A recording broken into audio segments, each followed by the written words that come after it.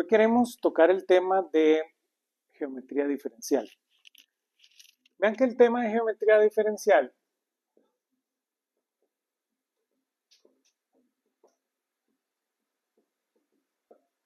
es bastante grande y por supuesto se lo debemos a nuestro amigo Riemann. Y esto ha dado mucho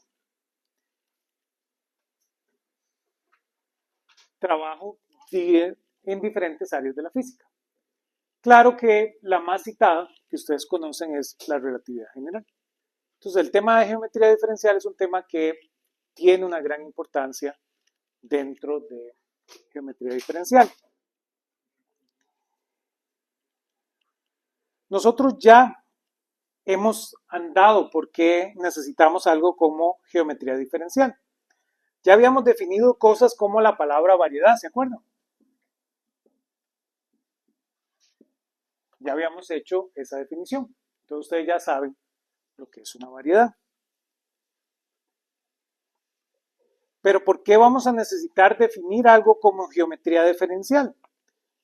Ustedes saben que el estudio de tensores, que es lo que veníamos haciendo,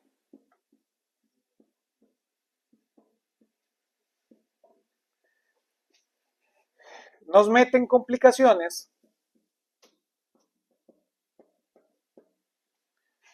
cuando dejamos los sistemas cartesianos.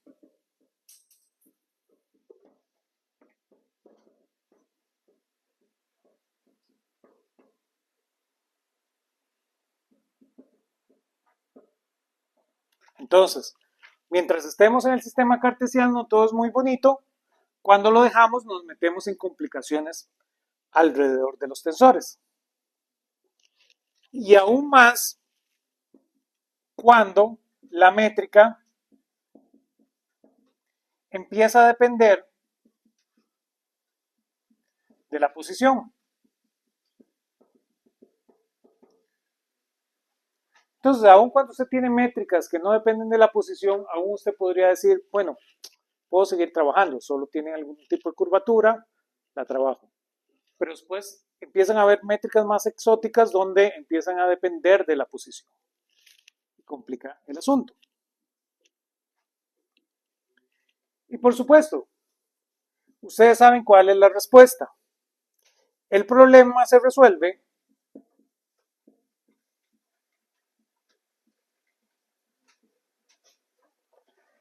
con una geometría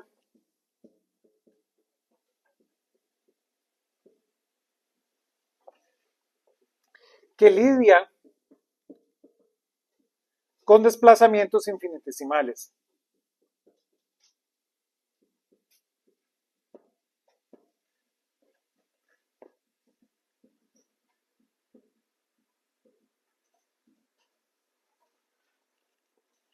Y claro,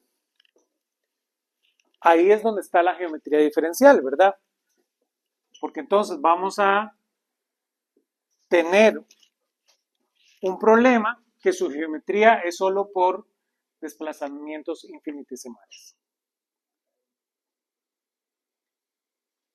Porque de esta manera, todas las situaciones físicas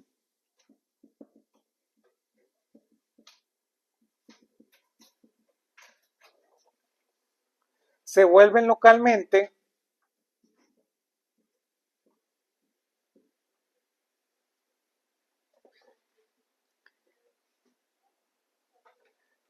similares al caso cartesiano.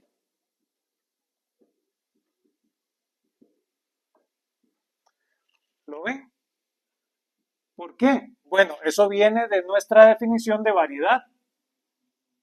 ¿Se acuerdan que la variedad es este objeto que a trozos localmente se ve como un espacio plano? Entonces, claro, si yo estudio la variedad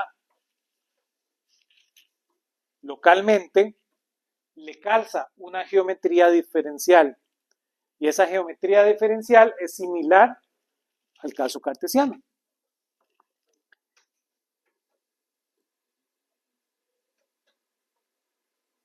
Vamos a introducir una palabra. Ahí no basta. vamos a necesitar poder hacer toda una geometría. Es decir, vamos a necesitar un análisis, ¿verdad? Necesitamos derivar y calcular, integrar estos objetos de desplazamiento infinitesimal. A esto se le conoce como el cálculo de formas diferenciales.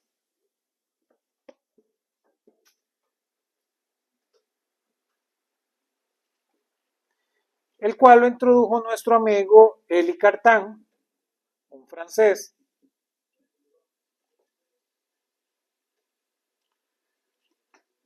el cual fue una herramienta poderosa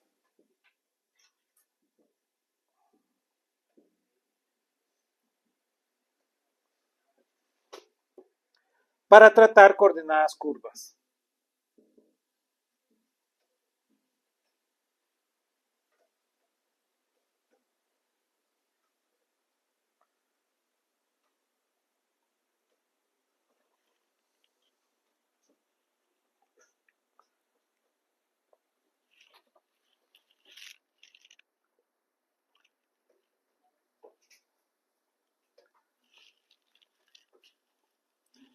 Y como último punto, esto va a representar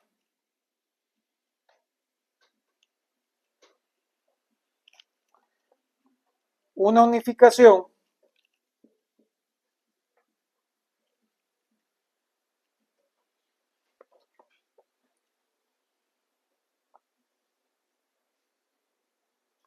de conceptos y teoremas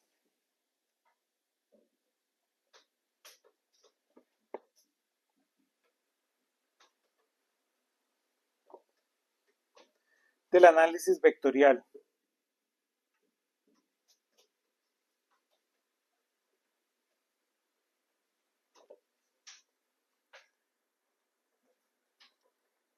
Y eso hace que tenga aplicación en toda la física.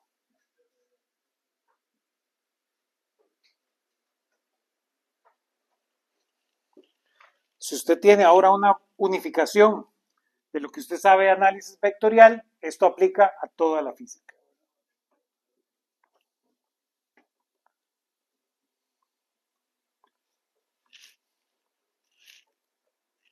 ¿Sí?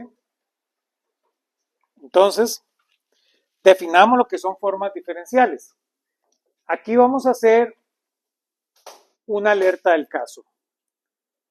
Esto es una visión un poquito más matemática de la cuenta dentro de la física. Ya lo van sospechando. Ya al final vemos por qué esto se vuelve más matemático de la cuenta. Entonces, le vamos a andar, ¿verdad? Vamos a andar dando círculos alrededor de la respuesta. No vamos a llegar directamente a la respuesta. Entonces, claro, todo lo que vamos a empezar a definir de forma diferencial, a ustedes les puede parecer un poco sin sentido. ¿Lo ven? Esta es como la idea de las matemáticas. Las matemáticas empiezan del borde y se van acercando y se van acercando y se van acercando y se van acercando y se van acercando hasta que llegan al punto. La pequeña diferencia con nosotros, los físicos matemáticos, es que nosotros vamos directo al punto, porque no tenemos tanto tiempo que perder en las matemáticas. Entonces, esto a ustedes les va a parecer que vamos a andar dando vueltas en círculo. ¿Lo ven? Entonces, los alerto para que no se asusten. Vamos a hacer, voy a ir borrando por acá. Entonces, la definición de forma diferencial, que por supuesto no es ninguna definición de nada.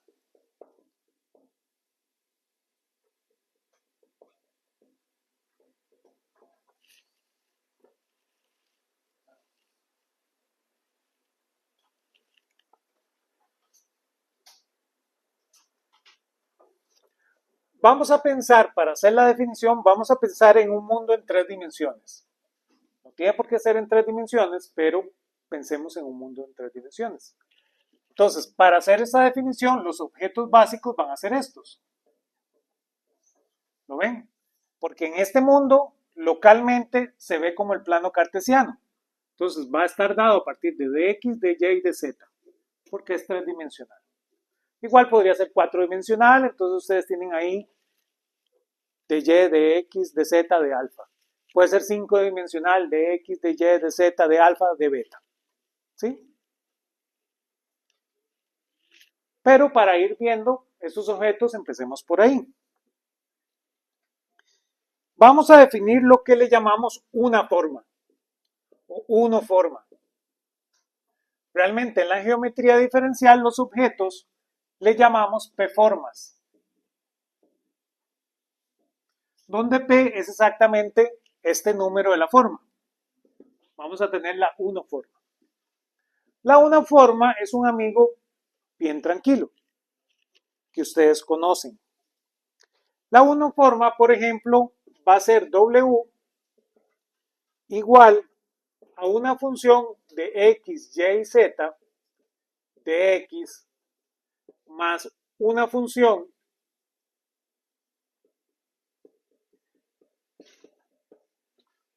de y más una función de z. Esa es la unoforma. Se las presento para ese espacio tridimensional. Vean que ya de una vez ustedes como físicos eso les cae y se dan cuenta que esta cantidad está relacionada con el integrando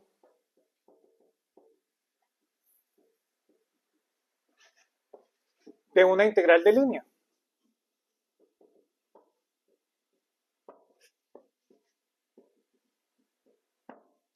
¿Lo ven? Si ustedes tuvieran una integral de línea, esto se ve como su integrando.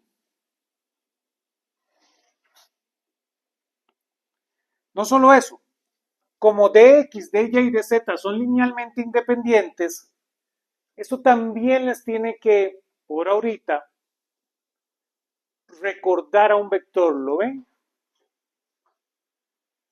De ahí viene esta idea de unificación. Entonces, este objeto huele, se parece. Y ahora que está de moda la serie de Chespiritus, ¿verdad? Son aguas de Jamaica que saben a limón, ¿verdad? Pero parecen de fresa.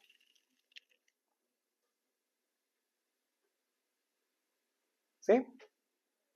Entonces, claro, ustedes les tienen que ir dando por ahí. Veamos una dos forma. Si hay una uno forma, debe haber una dos forma.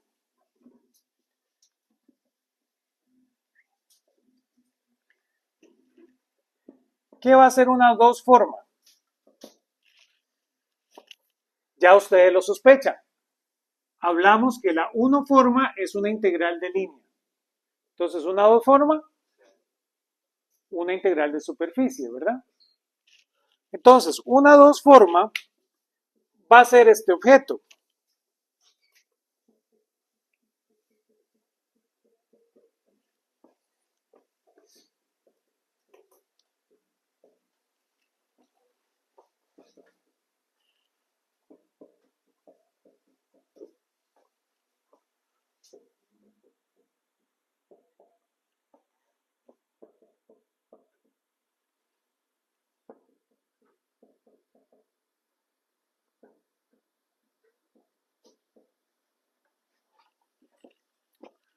¿Lo ven? Que a ustedes les tienen que relacionar con una integral de superficie.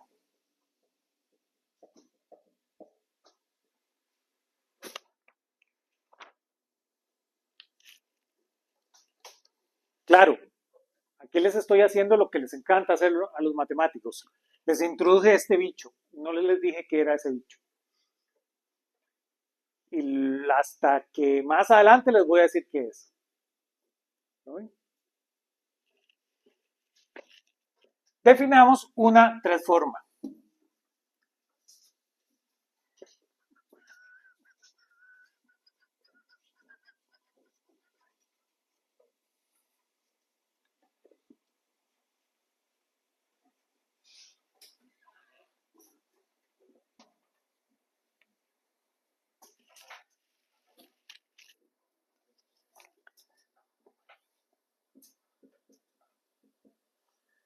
¿Qué va a ser una transforma? De volumen, ¿verdad? Entonces, una transforma es este objeto. K de X, Y y Z con dx, este bicho raro, no sabemos qué es, dy y este bicho raro de z. Entonces relaciona con una integral de superficie. Relaciona con una integral de volumen. ¿Lo ven?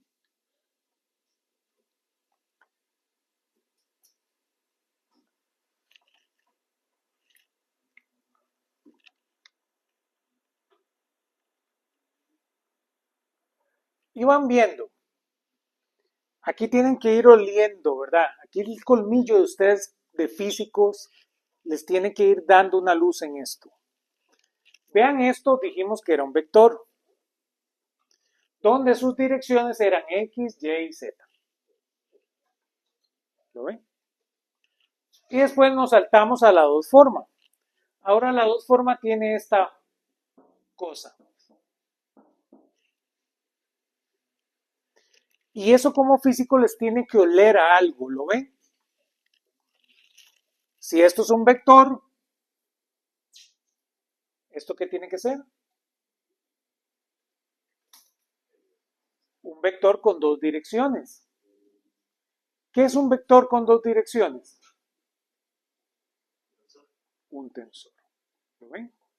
Entonces, claro, aquí nos vamos dando cuenta, cuando ustedes llevan su curso de mecánica, les introducen por primera vez un tensor. Si no, ¿verdad? Pueden ir a ver aquí el link abajo, el curso de mecánica. Y llega un momento en que usted necesita más de una dirección para entender un proceso. ¿Se acuerdan? Cuando empezamos el curso dijimos que necesitábamos volver a maticones la dirección.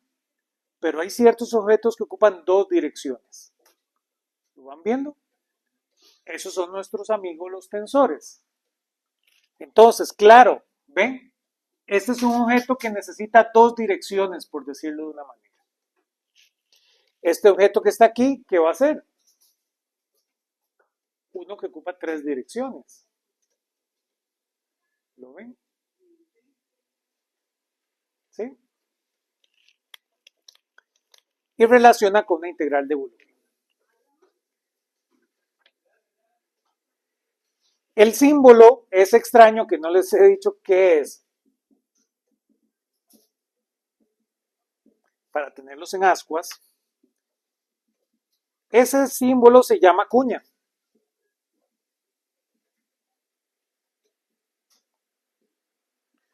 Entonces es el símbolo cuña, es la operación cuña. Él cumple una regla. A esas reglas se les llama álgebra exterior.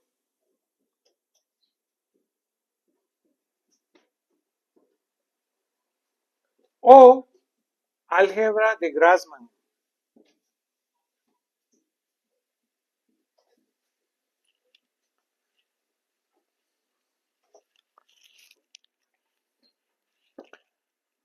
Entonces,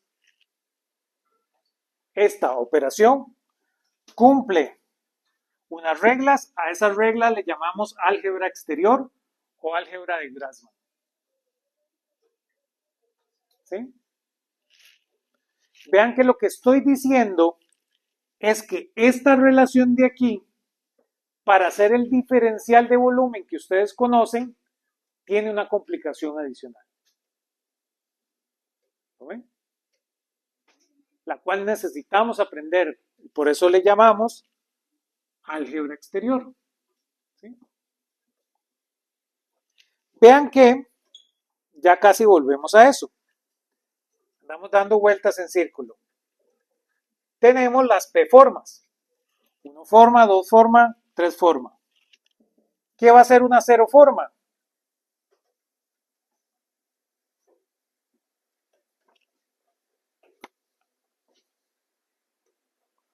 Una función cualquiera.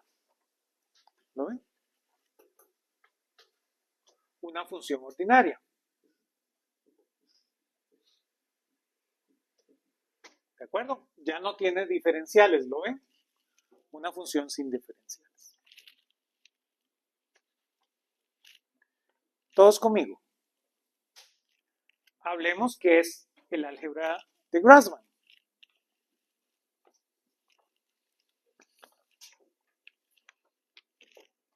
Para ver qué podemos aprender de esa operación cuña.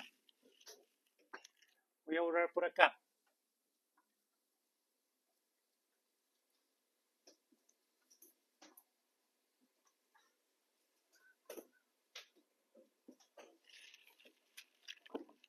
Hablemos de álgebra exterior, entonces.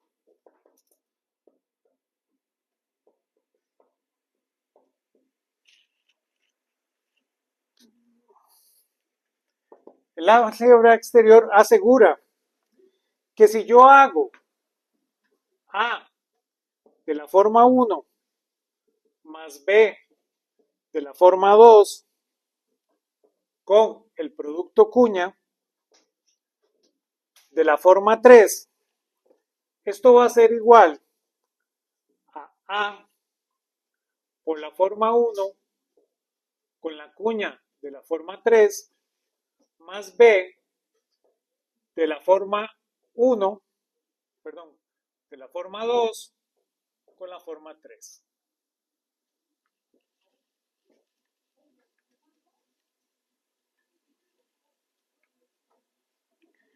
Esto cuando estas dos formas son P iguales, P idénticas.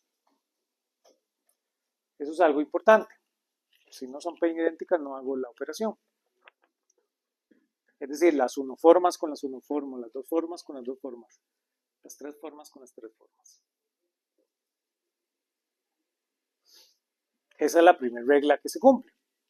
Vean que esa es una regla de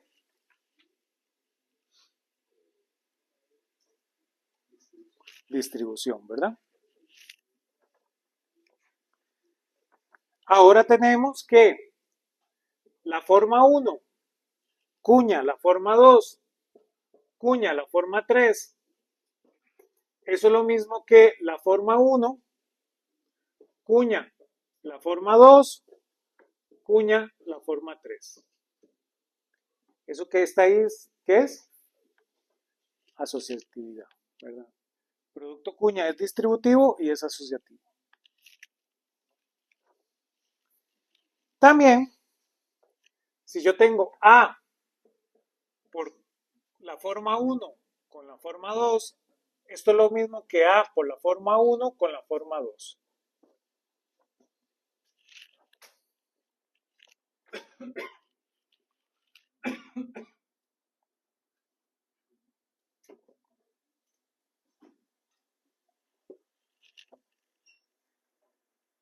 Y si yo tengo dx sub i cuña dx sub j, eso es igual a menos dx sub j cuña dx sub i. Eso es muy importante.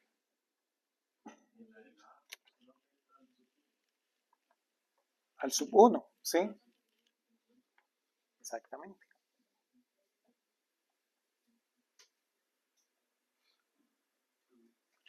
Y claro, Hay una quinta regla, que es la combinación de todas estas reglas, que es importante que la sepamos, que si ustedes hacen A de x1 con B de x2, eso es lo mismo que AB de dx1 con dx2.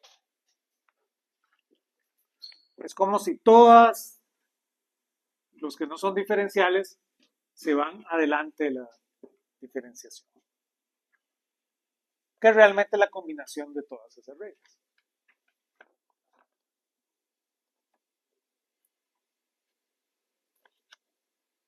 Y eso es lo que llamamos nuestra álgebra exterior.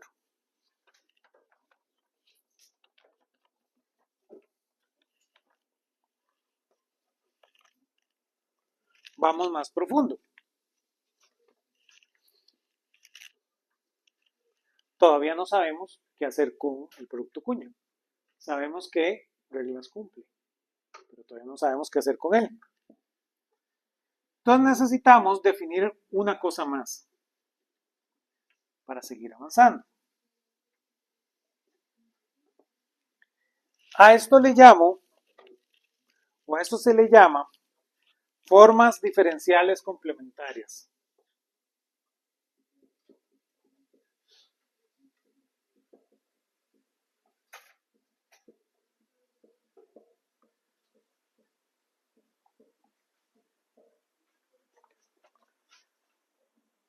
O a veces le llamamos dual.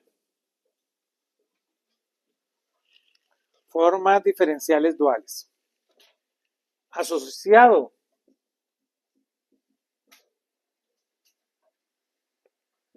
a cada forma diferencial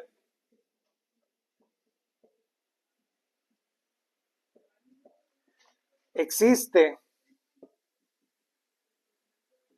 una forma dual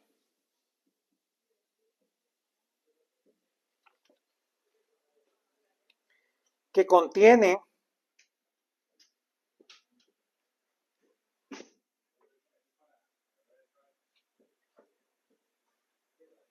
los diferenciales no incluidos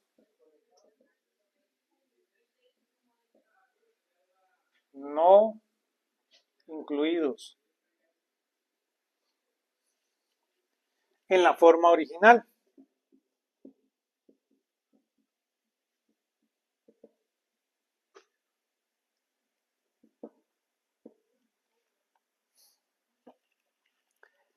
A esa operación se le conoce como la operación de Hodge. O a veces se le llama operación estrella o estrella de Hodge.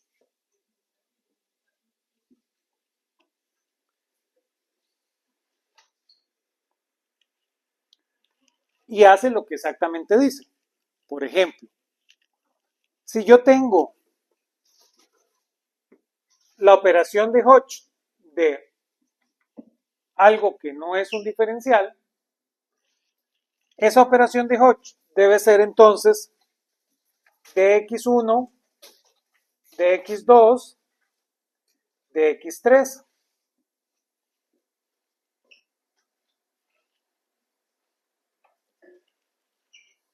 También yo puedo hacer la operación de Hodge de nada más de x1.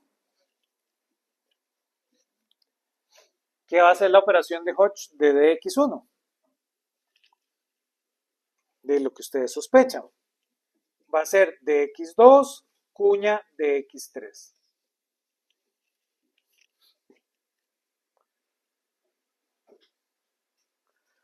Así para dx2, ¿verdad? Vean que dx2 va a ser nuestro amigo de x3 cuña de x1.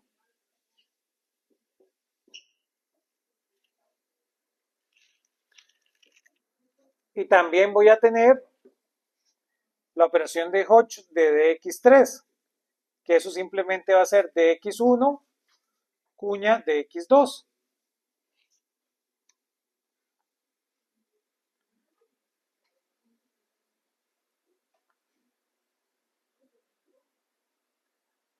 Y claro, aplica al revés. ¿Qué pasa? ¿Qué va a hacer la operación de Hodge de dx1 cuña dx2? De eso simplemente es dx3.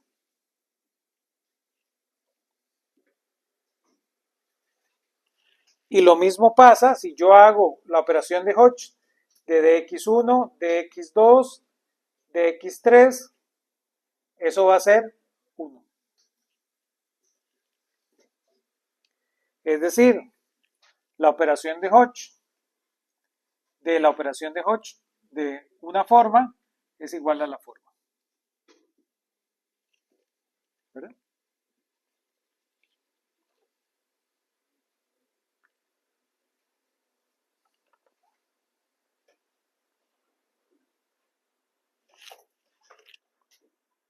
Preguntas. Hasta acá todo es bastante directo. Veamos ahora sí qué pasa con los vectores. Veamos unos vectores. A ver qué sucede. Y como para irle dando sabor al asunto. Voy a borrar aquí arribita.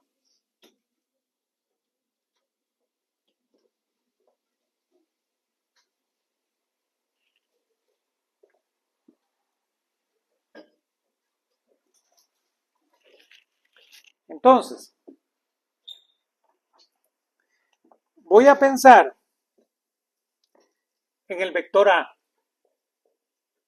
El vector A yo lo puedo ver como AX dx más AY dy más AZ dz. Y puedo pensar en un vectorcillo B que cumple, que va a ser bx dx más by dy más bz dz. Pero entonces voy a pensar como que ellos son formas. ¿Lo ven? Y veamos qué pasa, qué es la forma A con B. ¿Cuál es la operación cuña de A con B? Si los veo como formas. ¿Qué es ese objeto?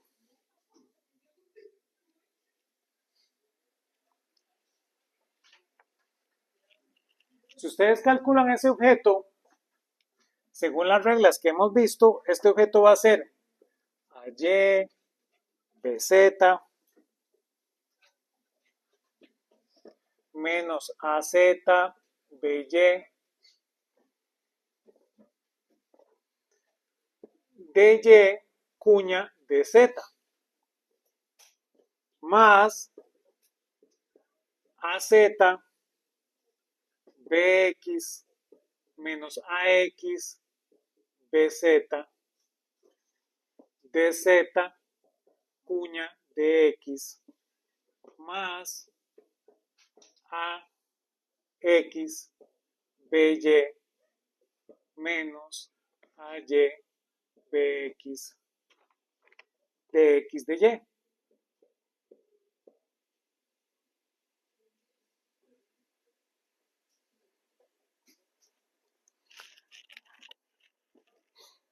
Hasta ahí todos bien. Pero ¿qué pasa si yo ahora calculo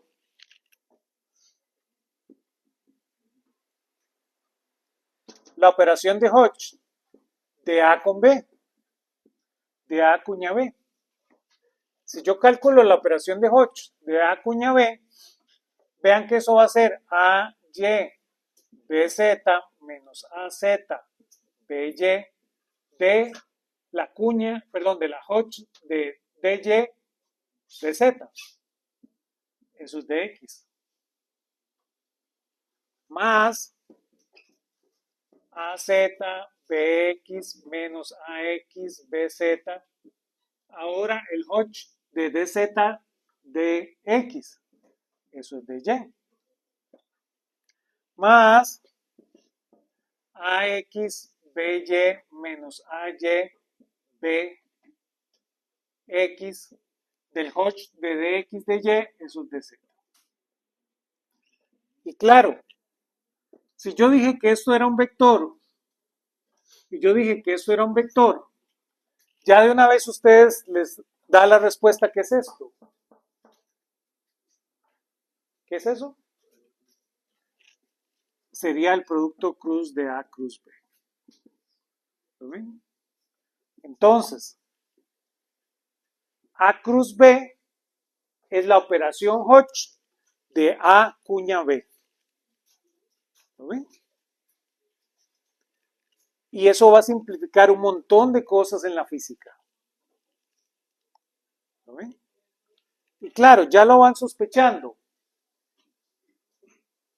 Estos productos cruces en ciertos momentos van a ser, cuando usted tenían vectores, van a hacer que usted necesite tensores.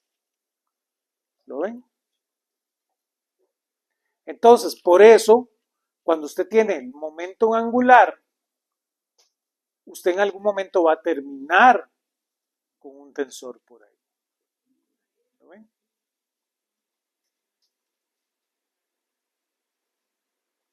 Entonces, por ahorita la curiosidad de que ese objeto se ve como ese objeto.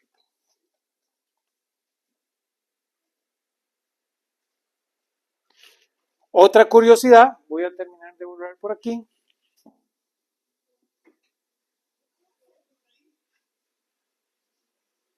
Es el Hodge ahora de 3 vectores.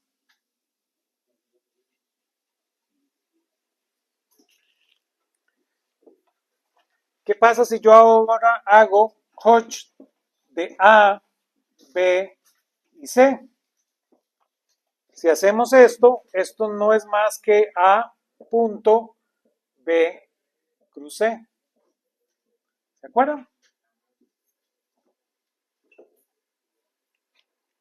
¿Sí? Esto era el volumen, ¿se acuerdan? Del paralelepípedo contenido con esos 3 vectores. Eso es el Hodge de A cuña B cuña C.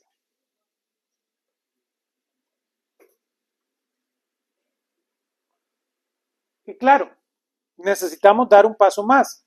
Si estamos hablando de análisis, necesitamos poder diferenciar e integrar estas formas. ¿Lo ven? No tenemos cálculo diferencial si no podemos hacer diferenciales de formas. Entonces, a esta sección le llamo diferenciando formas.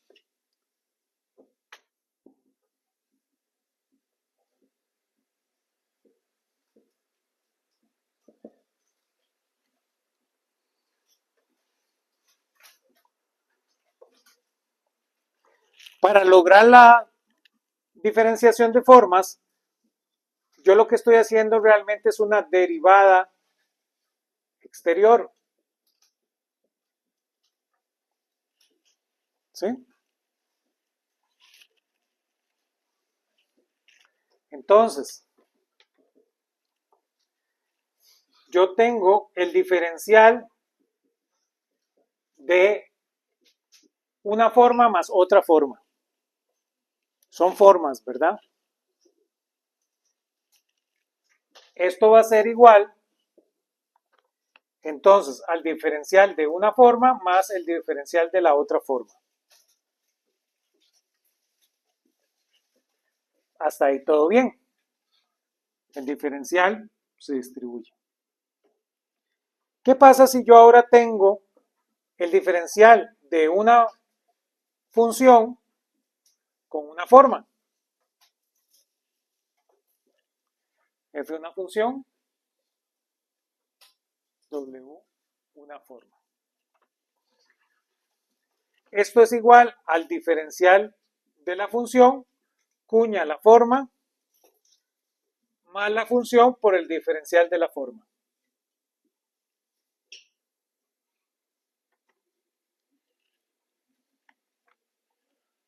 ¿Van viendo? Claramente ya pueden ver la definición de la cuña, ¿verdad? Podrían darle vuelta aquí y ya tienen una formulación de la cuña, ¿lo ven? Pero vamos más profundo.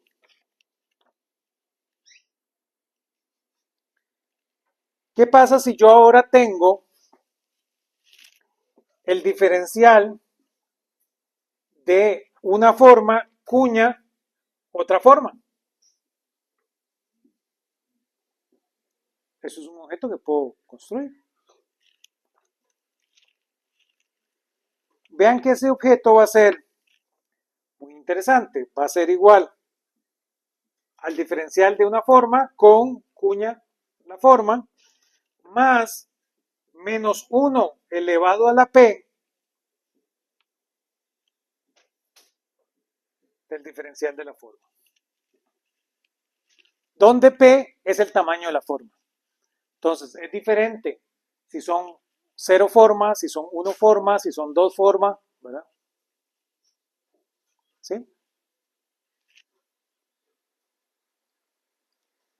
Va a depender de p, que es el tamaño de la forma.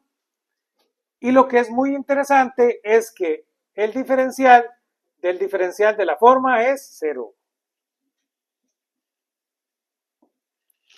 Y el diferencial de la función es nuestro viejo amigo la sumatoria en j de la derivada parcial de la función con respecto a xj del diferencial de xj.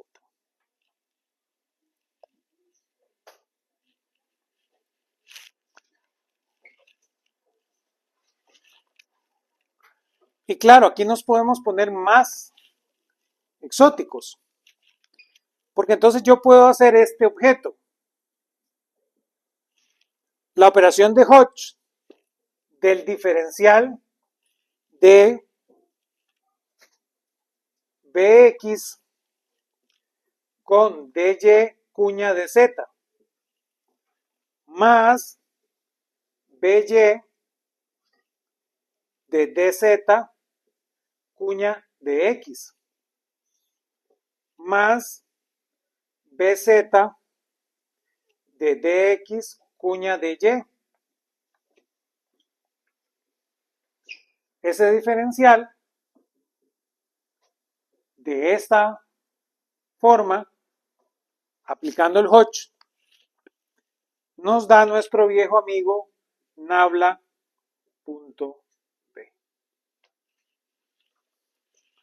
¿Lo ven? Entonces, hemos redefinido. ¿Se acuerdan? Nos encanta darle la vuelta a la definición matemática.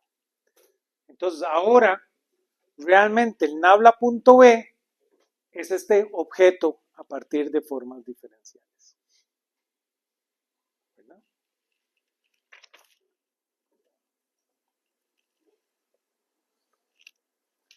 Y claro, necesitamos el producto cruz.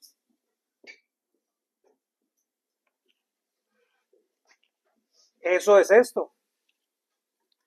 AX de X más AY de Y más AZ de Z. La diferenciación de eso,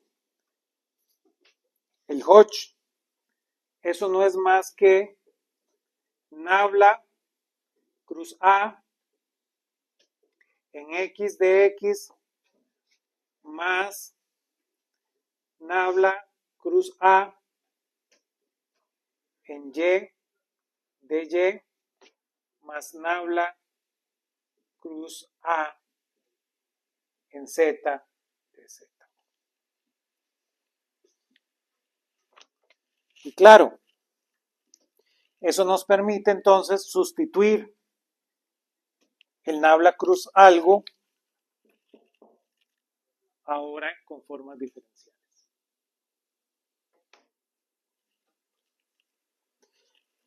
Y claro, es una bonita curiosidad que vamos a ver para qué sirve. Ya cuando usted puede construir estos objetos, puede volver a la física, ¿se acuerdan? Ya vimos producto cruz, ya vimos volumen, ya vimos nabla.b, ya vimos nabla cruz A. Entonces yo puedo intentar reformular la física a partir de formas diferenciales y ver qué gana. ¿Lo ven? El caso que es más sonado y el que más se habla de las formas diferenciales, voy a borrar por acá, son las ecuaciones de Maxwell.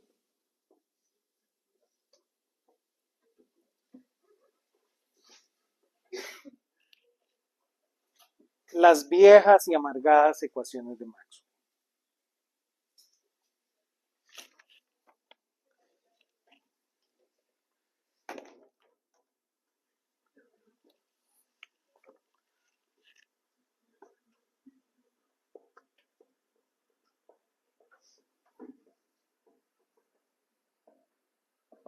Las ecuaciones de Maxwell nos recuerdan lo siguiente, que nabla cruz E más la derivada de B con respecto a T tiene que ser igual a 0 y que nabla punto B tiene que ser 0. ¿Verdad? Esas son las ecuaciones de Maxwell.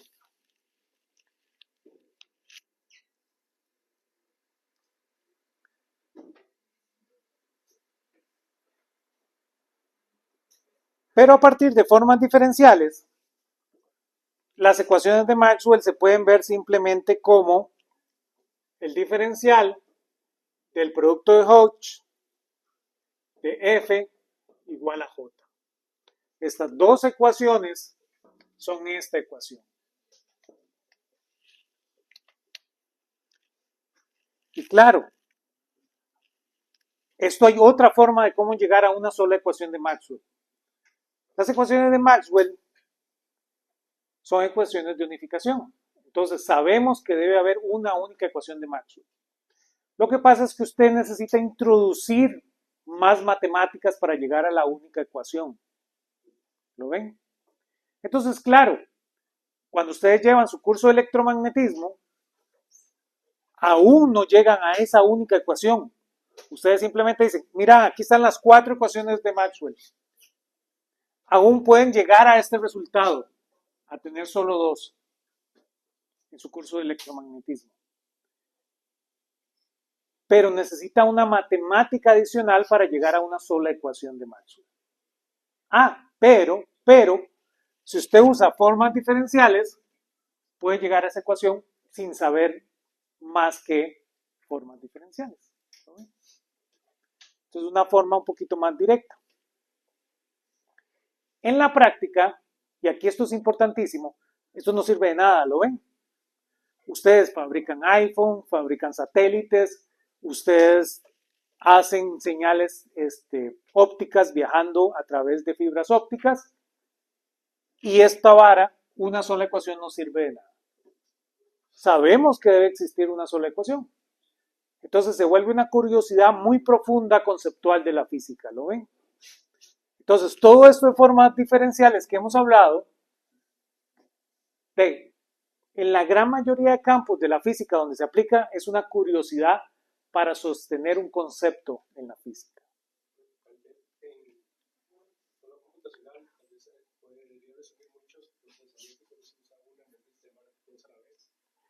No, porque nuevamente resulta que muchas de estas cosas necesitan álgebras que no son álgebras que son fáciles de exportar en la tradición computacional, ¿verdad? Entonces, no ganas nada si vos ya en la tradición computacional puedes trabajar las 4 ecuaciones sin ningún problema. ¿No? Entonces, sí, uno podría pensar algo por ahí, pero ni siquiera va por ahí, ¿verdad? Ningún ingeniero aprende algo de formas diferenciales como tal, ¿verdad? Pero es un gran cañón que mata a una mosquita muy pequeña. Por eso es interesante que ustedes al menos sepan que existe este gran cañón, porque ustedes no saben qué problema van a resolver ustedes, pero lo pueden aplicar. Para no dejarles con el cuento, ustedes en su curso de electromagnetismo de posgrado, ¿verdad? Que ese también lo va a dar un elegante profesor, ven cómo de aquí llegar a una sola ecuación, ¿verdad? Introducen ese otro conjunto de matemáticas para llegar a una sola ecuación. Que nuevamente, no es que te permita como resolver muchos problemas adicionales, pero en ciertas cosas muy conceptuales tienen una ganancia. Por eso ustedes lo aprenden hasta su curso de electromagnetismo de posgrado. Pero entonces veámoslo a partir de formas diferenciales, que es un poquito más rápido de llegar a ese resultado. Para hacer esto vamos a crear un par de formas ahí.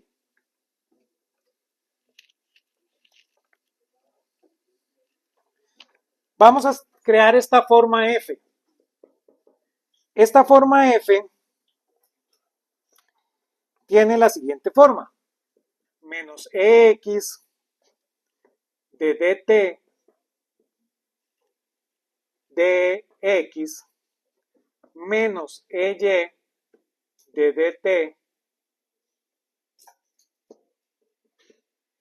cuña dy menos ez dt cuña de z. Ven que esta es en 4 dimensiones realmente. ¿Sí lo ven?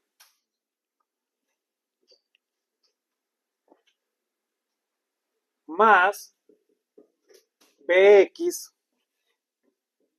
dy cuña de z más by de z cuña de x más bz de x cuña de y.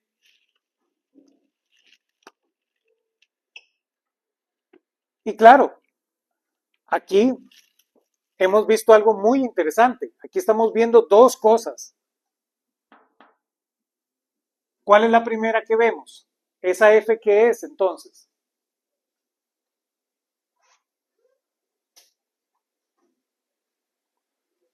¿Qué es f? E es el campo electromagnético, E es el campo eléctrico, B el campo electromagnético, perdón, E es el campo eléctrico, B es el campo magnético. ¿Qué es F?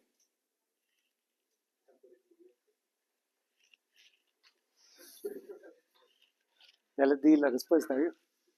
¿Qué es F? E es un vector, B es un vector, F es un tensor. ¿Cuál tensor? Ahora sí. El tensor electromagnético, ¿lo ven? Entonces, F, ya ustedes ven, hay una necesidad de que sea tensorial. ¿Lo ven? Entonces, claro, usted estas dos ecuaciones las puede volver una sola en una expresión tensorial, ¿lo ven? A partir de lo que ustedes en su curso de electromagnetismo, probablemente ahí al final de Electro 2 o tal vez hasta cuando van a posgrado con el elegante profesor, les introducen el tensor electromagnético, ¿lo ven? Que realmente es esa cantidad F. Pero aquí no lo ocupamos, porque aquí es una forma. Y después está J. J va a ser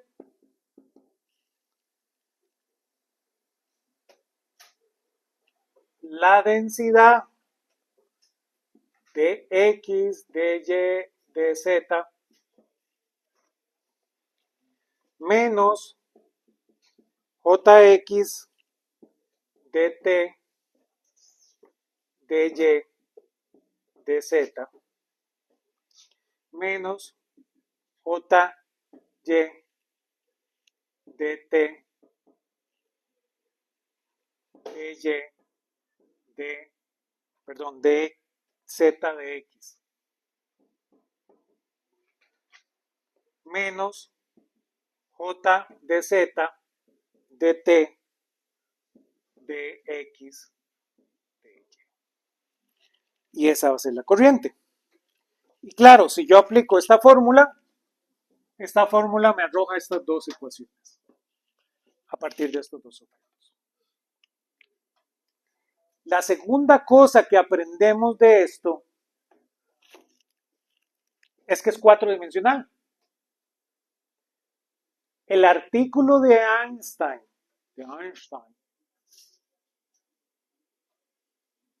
que llega a la relatividad especial, ¿cómo se llama?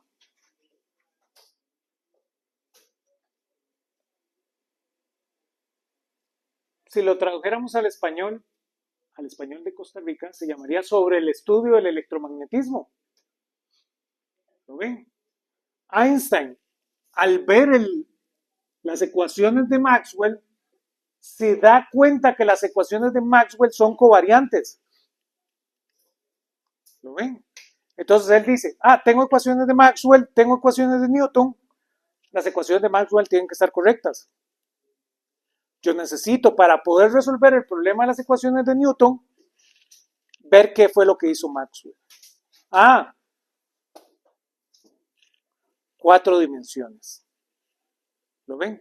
Los objetos de las ecuaciones de Maxwell son 4 dimensionales.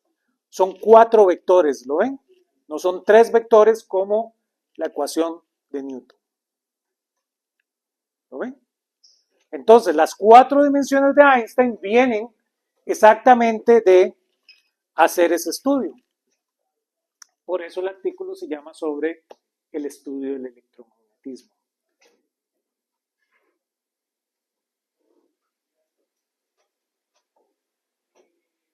Y por eso a Einstein le interesa tanto el fenómeno de la luz, porque por supuesto esta ecuación es una ecuación de onda. Es algo que ondula, la partícula asociada a esa ondulación es el fotón. Y por eso a Einstein le interesa tanto la luz. Y de ahí la importancia de este tipo de resultados. Ya por último, en esta parte, hablemos de integración de formas. Ya las derivamos, ahora las integramos.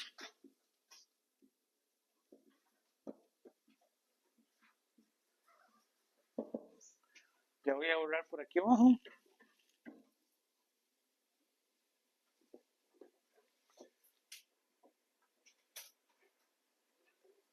¿Esto es lo que se usa para generalizar el producto plus a dimensiones mayores? Básicamente, si usted quisiera, ¿verdad?, hacerlo, aunque ya vimos que para dimensiones mayores usted se queda con el álgebra del grupo, pero si usted tuviera un caso donde necesitara hacer esa generalización, iría por ahí. Pero en los casos de la física, basta con el álgebra del grupo, ¿verdad? Entonces usted no necesita irse como más profundo en la física. En matemáticas hay cosas que usted lo puede hacer con formas diferenciales, ¿verdad? Pero dentro de la física, el álgebra del grupo es como más conveniente, porque como les había contado cuando vimos teoría de grupos, el 99.9% de la física se explica con esos 3 grupos suficientes.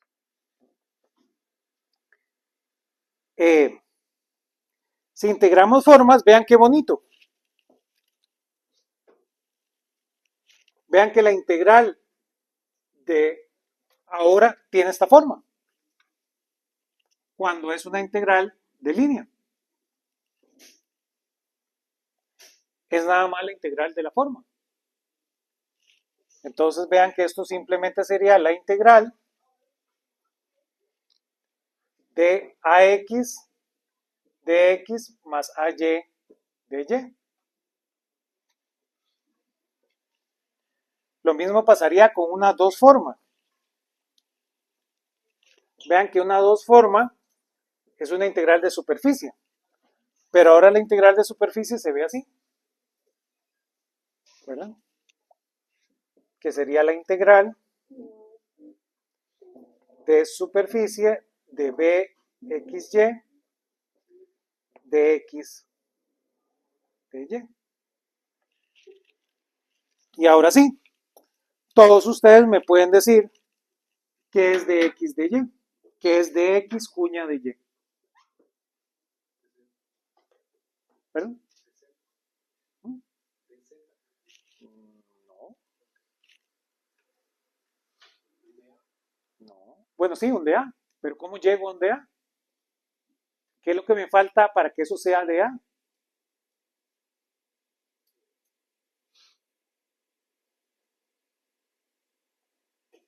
Nuestro viejo y peludo amigo, el jacobiano.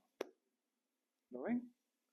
Entonces, claro, este producto cuña contiene a nuestro amigo el jacobiano, que claramente va a depender de la métrica del espacio donde estamos trabajando. Entonces, nos hemos liberado de andar arrastrando la métrica en el proceso.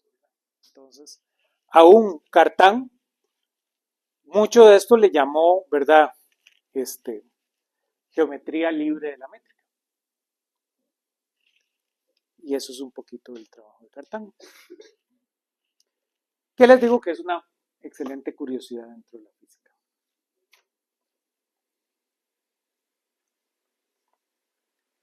Ya por último, ¿verdad? En este curso queríamos hablar 2 segundos, ¿verdad? Es simplemente una pequeña pincelada sobre lo que conocemos como lambda cálculo.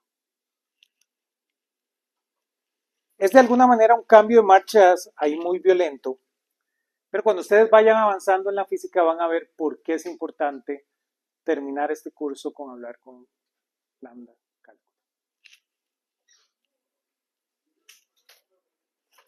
Esta fue una bonita curiosidad. El lambda cálculo es algo que a veces se le pasa por encima a la física. Vamos a hablar del lambda cálculo porque cuando empezamos el curso dijimos que ustedes definían el espacio de Hilbert. Y Hilbert llegó al espacio de Hilbert gracias a la máquina de Turing. Vino el trabajo de Turing, Turing dijo, mira, todos los problemas que son computables los puede resolver esta máquina. ¿Qué hizo nuestro amigo Hilbert? Bueno, diseñó un espacio de los objetos que viven en esa máquina. Entonces, todo lo que vive en el espacio de Hilbert tiene solución. Esa es la idea detrás. ¿Lo ven? Ahora llegó este otro señor que nos trajo el lambda cálculo. Voy a borrar por acá.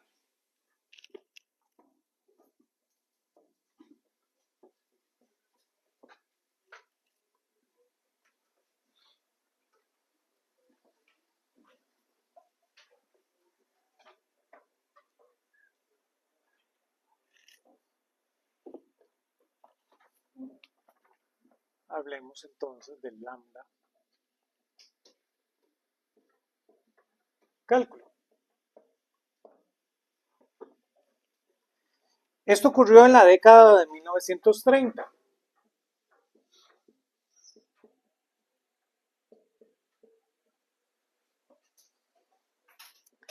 Por nuestro amigo Alonso Church, un estadounidense. Pero esto solo fue importante con los lenguajes de programación de los años 60, de los años 1960.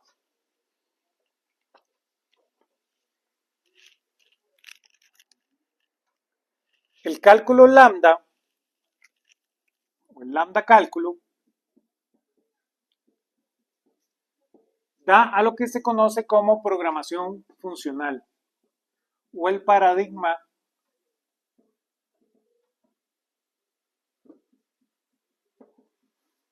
funcional. Entonces, ¿qué es lo que sucede? ¿Y por qué esto es interesante? Por decirlo de una manera, si ustedes se quedan con la definición de Turing,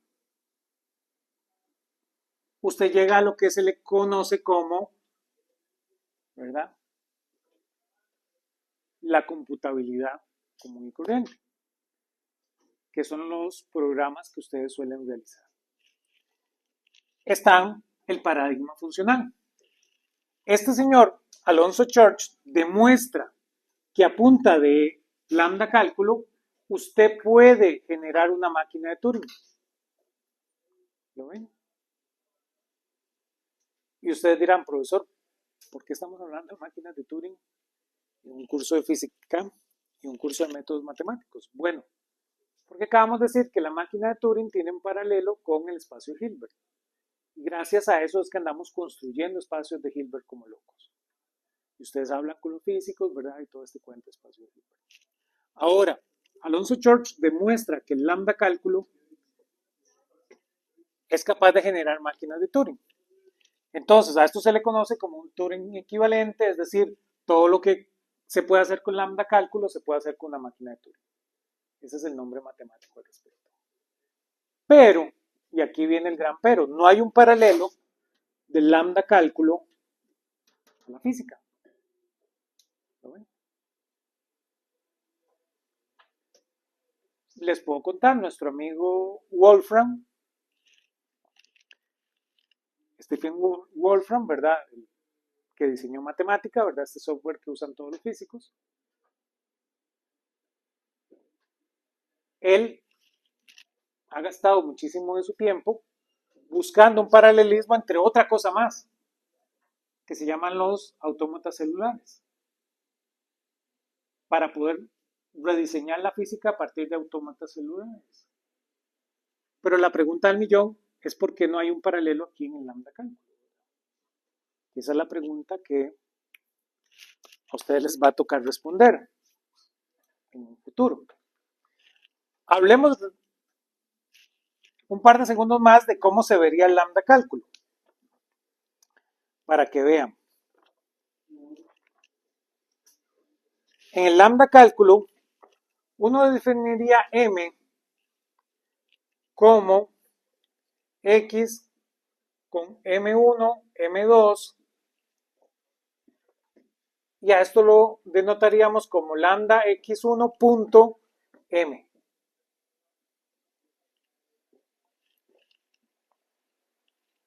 Esto se lee como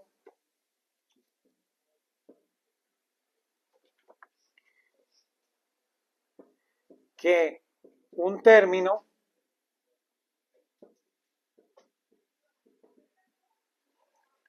puede ser una variable X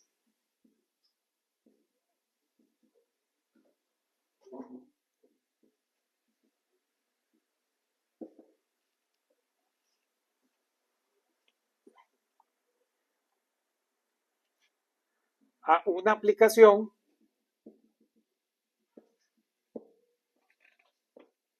M1, M2 de la función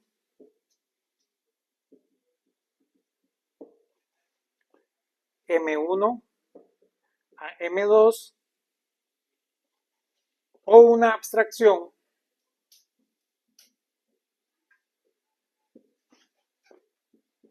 lambda x.m. Vamos a poner eso en palabras potables. Abstracción, ahí está mal escrito. Abstracción.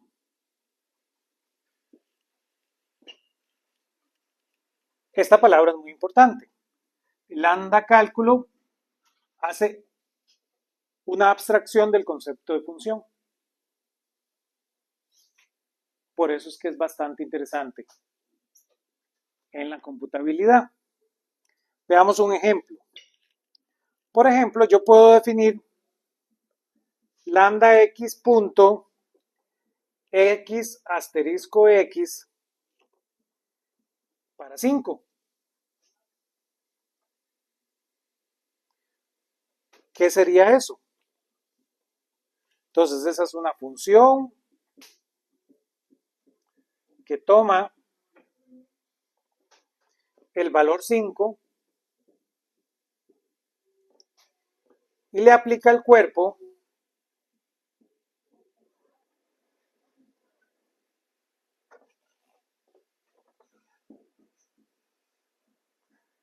x por x, haciendo corresponder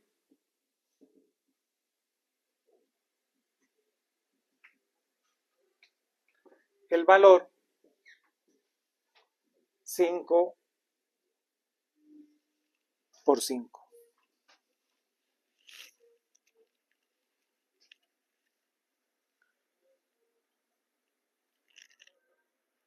Y claro, aquí es donde se pone muy bonito.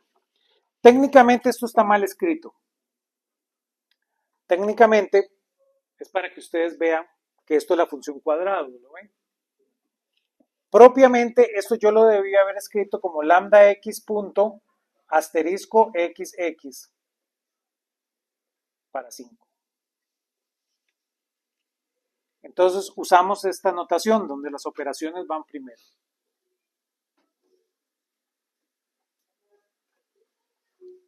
Pero para que ustedes se den una idea de qué es lo que estamos haciendo, para que recuerden que lo que estamos haciendo es una multiplicación.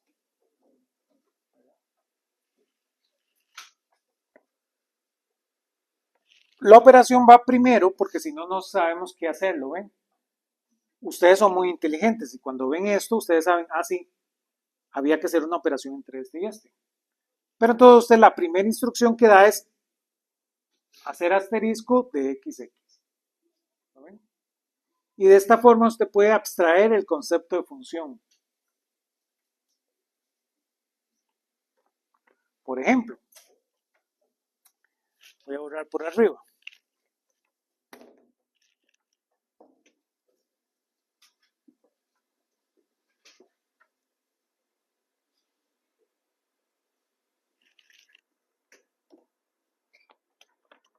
Usted puede tener la función cuadrado de x. La función cuadrado de x va a ser igual a x asterisco x. Pero en cálculo lambda, esto es lo mismo que nada más lambda x punto asterisco xx. ¿No ven? Esto se presta para interpretaciones. Esto no tiene ninguna interpretación. Esto no hay forma de hacer más operación que el cuadrado. Entonces, técnicamente se dice que la programación funcional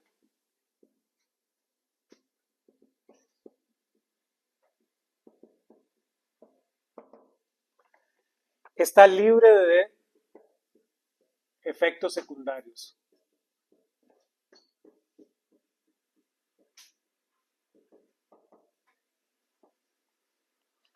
¿Lo ven?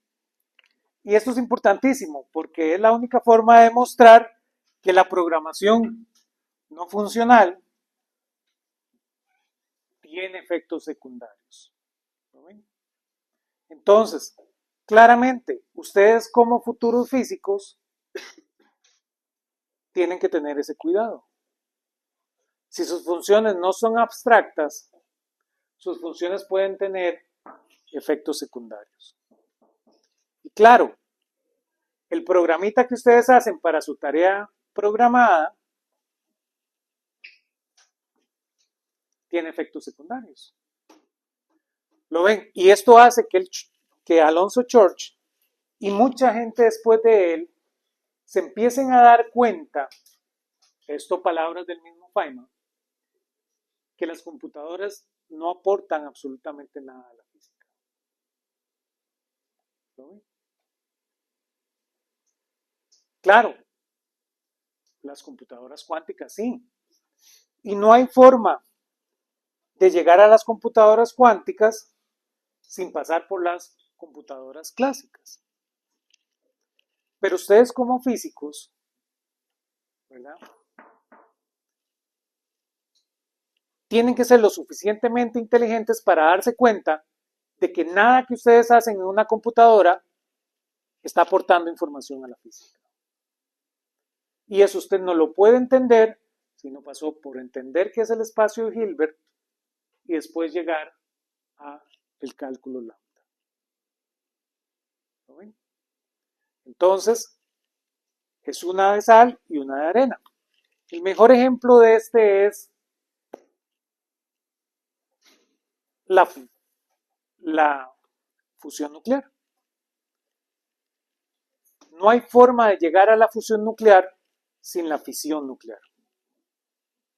¿Lo ven?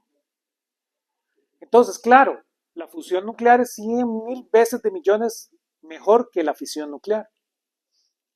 Pero no hay una forma de entender la fisión sin la fusión nuclear. ¿Verdad? Un gran logro de la física, les recomiendo la película de Oppenheimer, es la bomba de fusión de hidrógeno. La única forma de activar una bomba de fusión de hidrógeno es con una bomba de fisión. Entonces usted necesita una bomba atómica para poder activar una bomba de hidrógeno. Como para activar una bomba de fisión, ustedes necesitan una bomba TNT común y corriente. ¿Lo ven? Entonces es lo mismo. De ahí sí, la computadora no aporta nada, pero para llegar a la computadora que va a aportar algo, usted necesitó pasar por ahí. Pero ustedes como físicos deben de ser un poquito más, deben de tener más criterio para darse cuenta de eso, ¿verdad? Todos conmigo. Y eso era un poquito del curso de métodos matemáticos.